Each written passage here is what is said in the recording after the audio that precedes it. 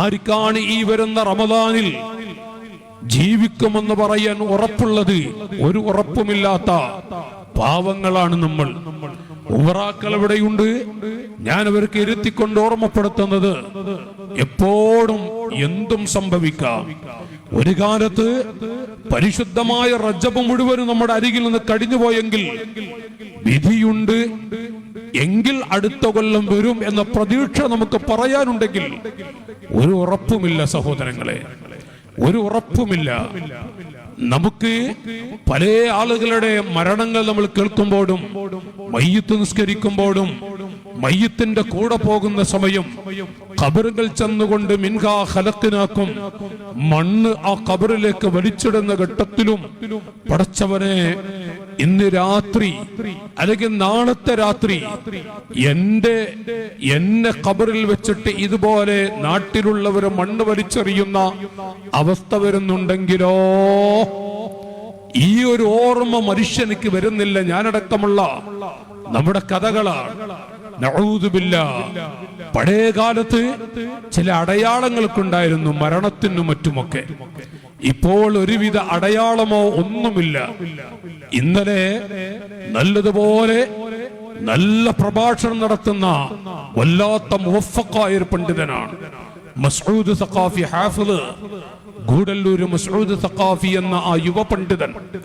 നല്ല തഖ്വയുള്ള ഒരു വാഇദാണ്, തഖ്വയുള്ള ഒരു പണ്ഡിതനാണ്, മുഖ്ലിസായ ഒരു മുദരിസാണ്. എത്ര കഴിവുള്ള ഒരു യുവ പണ്ഡിതനാണ്. ഇന്നലെ ദേവർശോല 3ാം ഡിവിഷനിലാണ് പ്രഭാഷണം.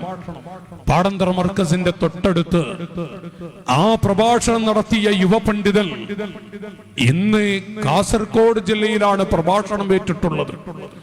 ഇന്നലെ ഈ സമയം പ്രഭാഷണം നടത്തിയുന്ന ഘട്ടം അത് കഴിഞ്ഞിട്ട് കാസർകോട്ടേക്ക് പോകാൻ ഒരുങ്ങുന്ന പണ്ഡിതമുത്ത്. പക്ഷേ ഒരു കുഴപ്പമില്ല, നേരം വെളുക്കുന്നത് വരെ ഒരു പ്രശ്നവുമില്ല, ഒരടയാളമില്ല. ബഹുമാനപ്പെട്ടവരുടെ കുടുംബമൊക്കെ ഗൂഡല്ലൂരിൽ താമസിക്കുന്നുണ്ട്. ഒരു പെങ്ങള് നമ്മുടെ സ്ഥാപനത്തിന്റെ തൊട്ടടുത്താണുള്ളത്. ആ വീട്ടിലൊക്കെ പോയി പ്രഭാഷണം കഴിഞ്ഞ് വഅള് കഴിഞ്ഞ് ആ വീട്ടിലൊക്കെ പോയി എല്ലാ കുടുംബങ്ങളോടും സന്തോഷത്തോടെ തമാശയും സന്തോഷമൊക്കെ നടത്തി പറഞ്ഞ് വീട്ടിലേക്ക് പോയി. പ്രഭാതത്തിന് മുമ്പ് വീട്ടിലെത്തി. വല്ല കുഴപ്പമുണ്ടോ സഹോദരങ്ങളെ? എത്ര നല്ല മുവഫഖായ ഒരു പണ്ഡിതനാണ്, ഒരു ചെറുപ്പക്കാരനായ പണ്ഡിതനാണ്. ആ പണ്ഡിതൻ നേരം വെളുത്തു മരണപ്പെട്ട വിവരമാണ് നമ്മളൊക്കെ കേൾക്കുന്നത്. ഒരു ചെറിയ അടയാളമെങ്കിലും ഇല്ല. ലോകത്തോട് വിട പറഞ്ഞു.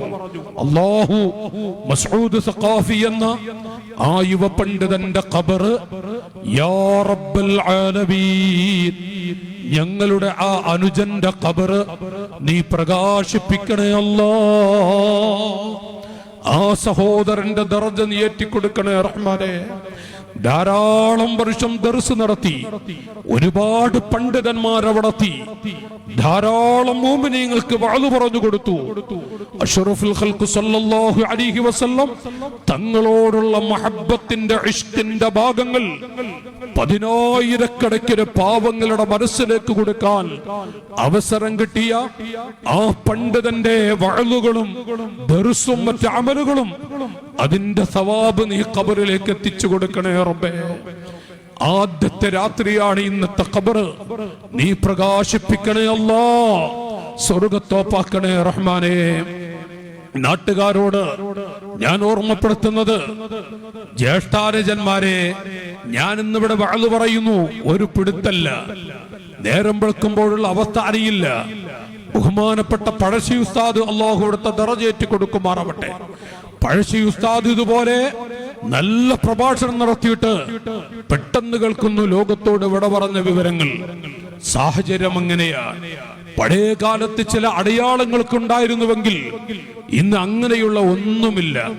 എപ്പോഴാണ് എന്താണ് ഒരു പിടുത്തമില്ലാത്തൊരു ഘട്ടം.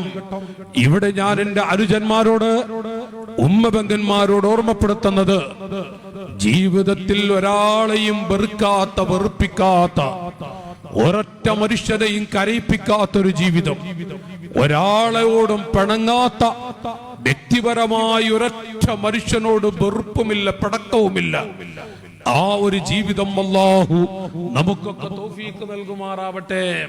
ആ ജീവിതം അല്ലാഹു നമുക്കൊക്കെ തൗഫീഖ് നൽകുമാറാവട്ടെ.